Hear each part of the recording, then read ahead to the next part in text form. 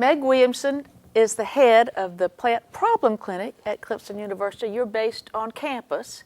Well, close, yes. Yeah, well, where there's traffic. Yeah. And tell me again what the purpose of this is and whom you serve. Well, we serve the people of South Carolina. We get some samples from out of state as well, but the purpose of the Plant Problem Clinic is to determine, first of all, what is bugging your plant, what kind of problem your plants are having. And so we look at plant diseases, we look at insects, we look at weeds that might be growing and reducing your yields, your crops. We look at nematodes, so we do identifications of all these different types of pests. You even, I think, want to know the cultural practices because the sheet that we fill out with the person who's submitting something, you'll have us ask them how frequently do you irrigate and how do you irrigate and how often do you fertilize? And, right. And if you seem to want to get the whole cultural background that's being practiced as well. Yes, we need to know all this information, first of all, so we can help recommend the cultural practices that they need to change in order to help prevent the Watering disease. every day at 7 o'clock in the afternoon. Yes, yes, they do that. Yeah, some people do. And then also, if sometimes it's not always a disease problem. And so when it's not a disease problem, we want to know this information on the form so maybe we can help figure out what kind of other cultural problem might be going on or environmental. Well, I guess the sometimes. first thing is you've got to have something to look at. Yes. And so let's start with this kind of uninteresting bunch of dead stuff right there. Is that a good? That doesn't look like what I would think would be much use to you. Amanda, what I brought here on a show, a kind of a show and tell of what makes up a good sample. So we'll start with the plant problem samples, and this is one here that I might get on any given day. And you can hardly tell what it is, much less what's wrong with it. And so this is an example of a bad sample. I don't want to see 2 or 3 twigs just to represent a whole tree. How am I supposed to know what the problem is? A lot of times these twigs might just be dead. And that'd be like getting a piece of your fingernail. Yeah, that's right. The real pathogen, it would be hard to find from this. All right. So I would rather see a sample like this one here, which shows a range of the symptoms that are occurring on the plant. It has some live leaves. It has some leaves that are dying. It has some twigs that are dying. It has large branches, not all small twigs. And it's perfectly all right for us to package up something this big and send it to you. That's not a problem at all. That's right. The IMS system, they'll take most anything. All right. We have boxes that can be used, and you can send in boxes. And I've even seen them send them in bags, just a bag with a plant in it and a label on it. And I'm going to move this back here so we can look, because you tell us frequently the problem may originate below ground. Yes. And so sometimes you ask for some roots. And how do you collect roots? Well, they should go out beneath the drip line of the tree, say in between the drip line and the trunk, and just get, what I always tell people to bring is like a handful of the fine feeder roots. And those are the small roots that do most of the work for the tree. And will be near the surface, wouldn't it? Right, yeah. You wouldn't want to go down, but about 3 or 4 inches. Okay. And then I also like to have some larger roots too, because there are some fungi that attack those and damage the plant that way rather than just Now, the do fine I feeder put that roots. in a Ziploc bag with wet newspaper or wet paper towels, or how would I submit it to you? For the roots, I ask that people put them in a plastic bag with a small amount of moist soil, and that will keep and that'll keep the roots. And all our samples, by the way, we have them not in plastic bags for the set here, but we like to have them sent to us in plastic bags so that they'll be fresh when we keep a lot of receive them. Ziplocs at the office. Yes, Ziplocs work just fine. Good quality plastic bags. Now, you told me that I think this year, for the first time, you got more samples of this problem.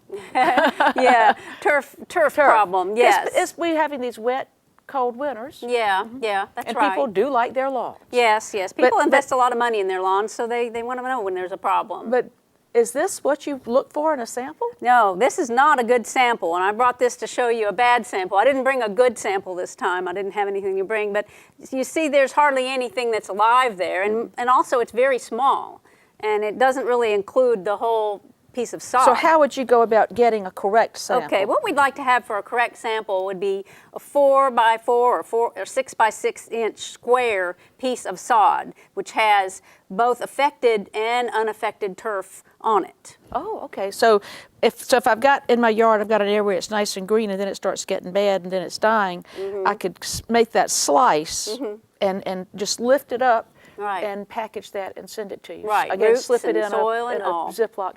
And you said kind of pack it a little to have it so it doesn't bounce around too much, so Right. it doesn't get, the dirt doesn't get all over it. Right, you don't want to get the soil onto the leaves of the plant, because if we're looking for the pathogens, there are organisms in the soil that might decay the leaves, and we wouldn't be able to find the pathogen. Okay, so you don't need a huge piece of dirt on the bottom of it. Well, you do need some of the soil, yes, hold because it we want to together. have the roots, so we Okay, can look at the all right, roots and okay. the thatch and all of that. And then this time of year, gosh, everybody wants to know what the weeds are. Right. And it looks like you've gone to some trouble to bring some things in that have some flowers. Does Right. that help you when people send this more than just a leaf or two? It does, yeah. And we have a botanist who does our plant identifications, and her name is Dixie Damrell, and she's a very, very good botanist. Yeah, if she can have a plant that has its flowers on it, and this plant actually even has fruits as well. Wow. And so any kind of reproductive structures will be helpful. I know that Dr. Nelson can probably get one of these and look at it and not even have to get close and look at the leaves and Well, just he say, tells yeah, us I know what that he tells is. us the exact thing. He needs a good sample as Right, well. right. And Absolutely. Then, yeah, and I have a sample of a grass here too. Now, and it has sometimes some- people move into a new house and they've got some small trees or shrubs and they don't know what it is.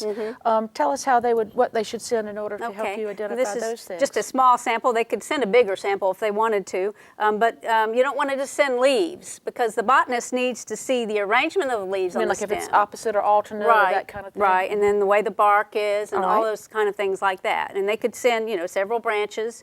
That's just one sample to represent the tree. Now, these are some containers or Right. packaging materials, Right. and how are these used? Okay, well, the vial here, these are for insect samples, especially household insects, which we also do identify.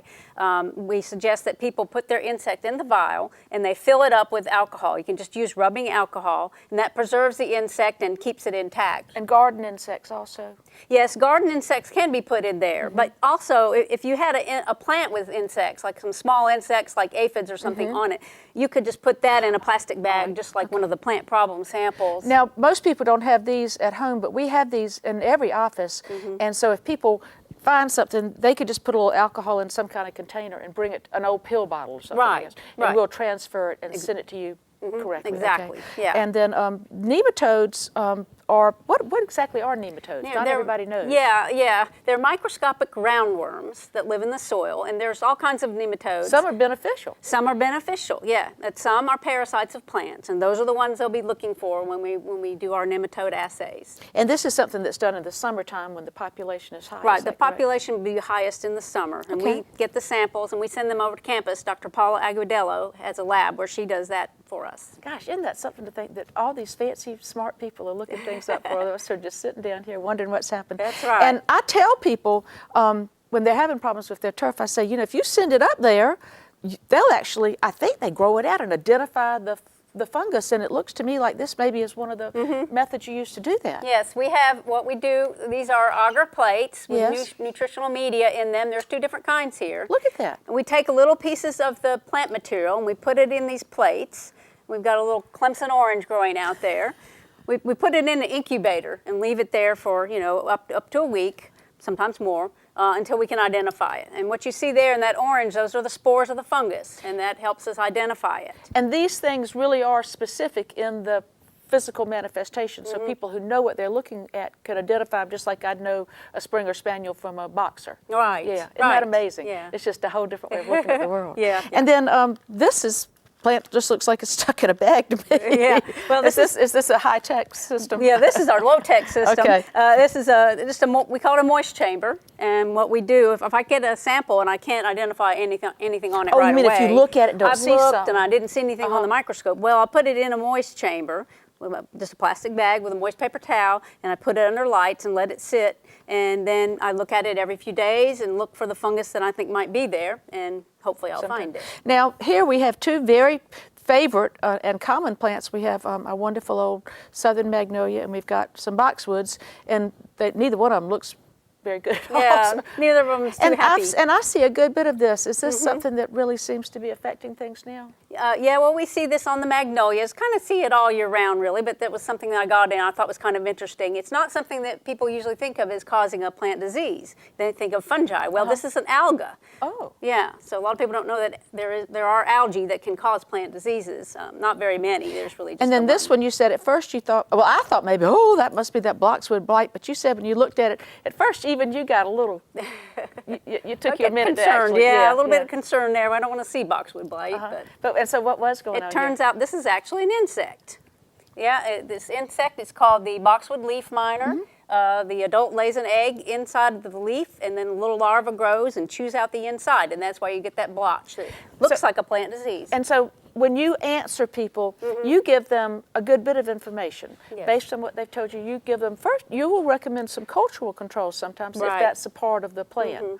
Yes. And you don't just, and then you also will give them names of products that would be labeled and legal to use to help control these certain situations. Right, Okay. when it's necessary, yes. Well, I think it's a wonderful service, and as we said, it's identification is so important because Yes. sometimes, I mean, some people might think this was a scale problem, and so why for the very small cost, the fee that is involved in this, you could save so much time and energy and wasted applications Yes. by using the right products to try to control the problem. Exactly. Yeah. Well, I think it's a wonderful service that we have, and I think it's part of the whole thing we're doing now. We're trying to be more sustainable and be more careful and cautious, and make better decisions when we're treating problems in our yard. Right. And y'all make it so much easier for us. Thanks so much.